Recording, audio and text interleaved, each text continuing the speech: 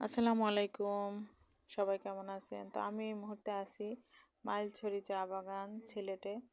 তো এটা কিন্তু 1862 সালে এই বাগানটি তৈরি করা হয় এবং এটি এশিয়া মহাদেশের সর্বপ্রথম চা বাগান।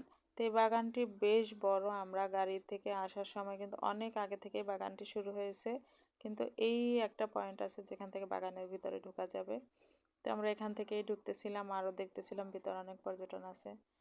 তো এখানে আমার ছেলের ছবি তুলতেছিলাম আমরা। তো যাই হোক, আজকে অনেক কুয়াশার কারণে আমার ভিডিওটি কিন্তু ভালো হচ্ছিল না এবং আমার মোবাইলটাও তো দামি না।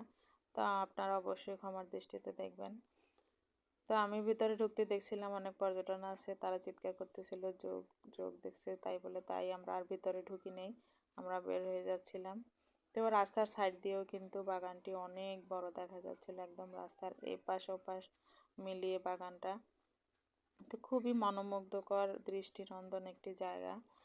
তো আমরা এখানে কিন্তু বাগান পরিচালনা করে এরকম একজন লোকের সাথে কথা বলে জেনে নিয়েছিলাম কিভাবে চা পাতা সংগ্রহ করে এবং কিভাবে সেটা মাড়াই করে, কতদিন সময় লাগে।